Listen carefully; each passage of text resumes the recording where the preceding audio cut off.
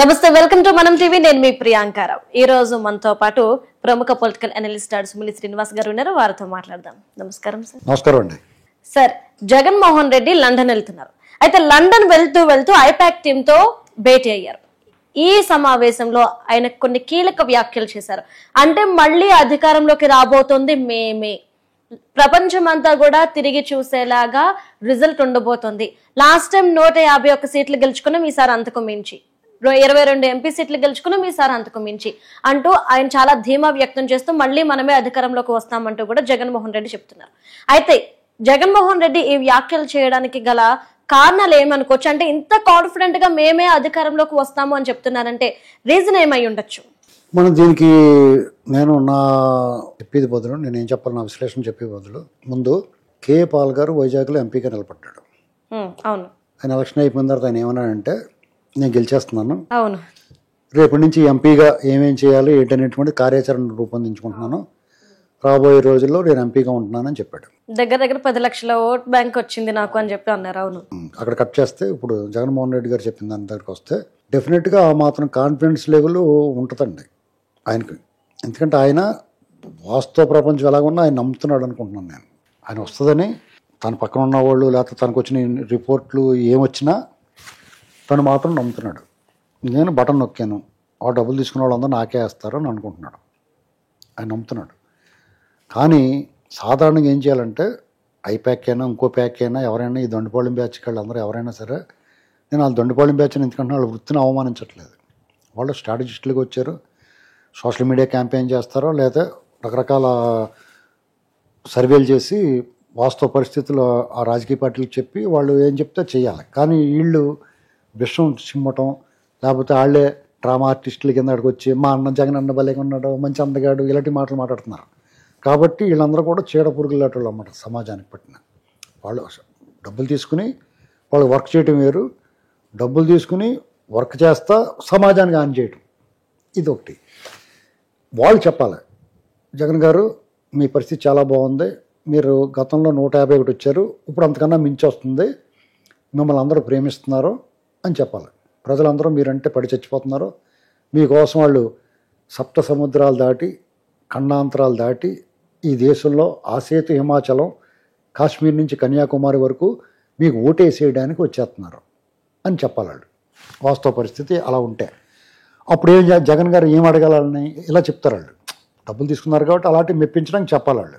చెప్పినప్పుడు జగన్ ఏమనాలంటే, అదేంటండి మీరు అలా చెప్తున్నారు అంటే వాస్తవానికి దగ్గరగా ఉండి ఆలోచన ఉండి కూడా అడగాల్సిన ప్రశ్న ఏంటంటే, నేను డబ్బులు ఇచ్చాను, పలావ పెట్టాను, ట్రాన్స్పోర్ట్ బస్సులు ఏర్పాటు చేశాను, ఎక్కడో కుప్పంలో మీటింగ్ ఉంటే శ్రీకాకుళం బస్సులు కూడా తీసుకొచ్చాను, శ్రీకాకుళం నుంచి కూడా తీసుకొచ్చాను, సిద్ధం అనేదో పెట్టాను. అప్పుడు ఆ డబ్బులు తీసుకుని మందు తీసుకుని ట్రాన్స్పోర్ట్లో వచ్చి మన వాళ్ళు బెదిరించారు, పైగానే నువ్వు రాకపోతే అది ఇచ్చేస్తామని చాటింపు వేయించాం, ప్రలోభ పెట్టాం, ఇన్ని చేసినా కానీ నేను మైక్ ముట్టుకున్న వెంటనే పారిపోయేవారు కదా. అలాంటిది నా మీటింగుల్లోనే గంట కూర్చోలేని వాళ్ళు అంతంత దూరాన్ని నుంచి నా కోసం వచ్చి ఓటేస్తారా? ఇంత చిన్న లాజిక్ మీరు ఎందుకు మిస్ అవుతున్నారు, దీనికి వివరణ చెప్పండి అని అడగాలి. ఇవన్నీ మానేసి సిగ్గు లేకుండా అతను వచ్చి మనమే గెలుస్తున్నాం అని వాళ్ళకి చెప్తాడు ఏంటండి? వాళ్ళు కదా చెప్పాలి అతనికి మీరు గెలుతున్నారని. ఆ గ్రౌండ్లో ఉన్నది వాళ్ళు కదా, ఇతను ఇంట్లో పడుకున్నాడు కదా. ఆఖరి వారంలో ప్రచారం తీవ్రంగా చేసి తను నమ్ముకున్న కార్యకర్తలకి నాయకులకి వాళ్ళు గెలిపించే బాధ్యత తను తీసుకోవడం మానేసి 3 రోజులు బ్రేక్ తీసుకున్నాడు రాష్ట్ర 10 రోజుల్లోనూ. అంత బాధ్యత లేనివాడు రాజకీయ పార్టీ పెట్టి అధికారంలోకి వచ్చి ప్రజలను నమ్మించి మోసం చేసి అయినా సరే తన వాళ్ళ కోసం ఉన్న నాయకుడు అన్న కూడా ఉండాలి కదా. అవన్నీ మానేసి ఇంట్లో పడుకున్నవాడు అతను చెప్తున్నాడు మళ్ళీ మనమే వస్తామని. సరే, ఆ పక్కనున్న సజ్జల రామకృష్ణారెడ్డి బుర్రగొక్కున్నాడో బొత్స సత్యనారాయణ అయితే థియేటర్ ఇలా చెప్తున్నాడు అనుకున్నాడు. మామూలుగా అందరికీ కన్ఫ్యూజ్ చేసి కూడా బొత్స సత్యనారాయణ గారు ఆయన ఏం మాట్లాడినా కన్ఫ్యూజ్ అవుతారు, ఆయనే కన్ఫ్యూజ్ అవుతాడు. కానీ ఆయన కన్ఫ్యూజ్ చేయగలిగాడు జగన్మోహన్ రెడ్డి గారు. ఏంటి ఇలా చెప్తున్నాడేటి, మనం ఓడిపోతున్నాం కదా, మనమే వస్తామని చెప్తాడేటి, ఏమో వైద్యం చేయించాలేమో అనుకుంటున్నాడు అతను. అది పరిస్థితి. అయితే దాని వెనకాల జగన్మోహన్ రెడ్డిని మనం ఎర్రోళ్ళలాగా అంచనా వేయకూడదు. ఒక్కోసారి కొంతమంది ఎర్రోళ్ళలాగా అనిపిస్తారు. కానీ అంటే నేను ఎందుకు చెప్తున్నానంటే, మీరు చిరంజీవి ఫేవరెట్ అయి ఉంటారు, కాకపోయినా సినిమా చూస్తారు కుర్రోళ్ళు కాబట్టి. అందులో చిరంజీవి గారి కెరీర్ తొలినాళ్ళలో అభిలాష్ అనే సినిమా వచ్చింది. అందులో హీరోయిన్ ఇంట్లో పనివాడు ఉంటాడు, వాడు పిచ్చిముండా కొడుకులా ఉంటాడు చూస్తానికి, నెక్కర వేసుకుని ఎరువులో చూస్తూ ఉంటాడు, ఎరుచూపులు చూస్తూ ఉంటాడు. వాడిని మనం అలా పట్టించుకోం.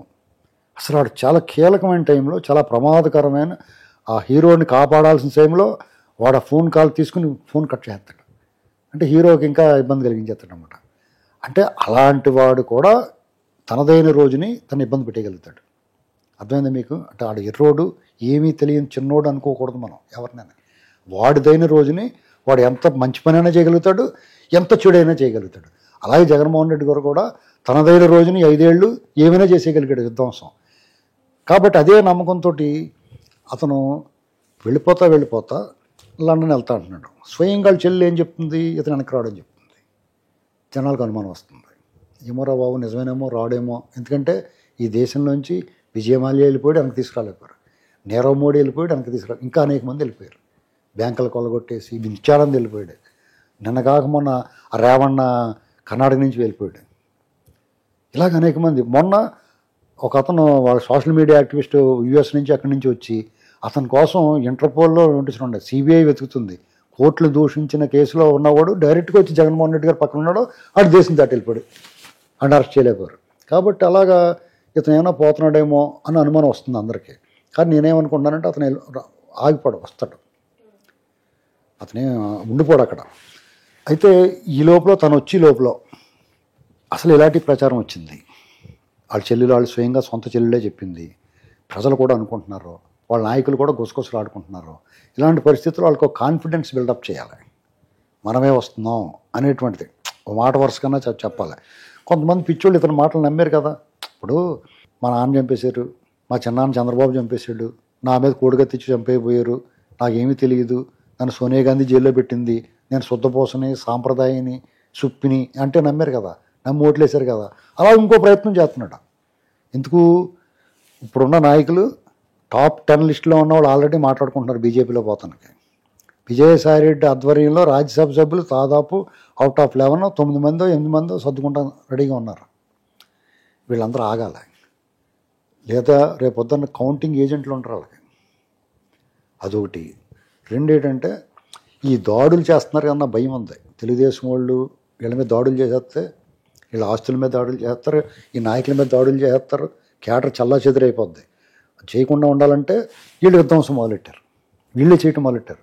అలా చేయటం వల్ల ఏమవుద్ది, ఎలక్షన్ కమిషను లేకపోతే తెలుగుదేశం వాళ్ళే లబోదీపమని కేంద్ర బలగాలు రప్పించమని గొడవ చేస్తారు.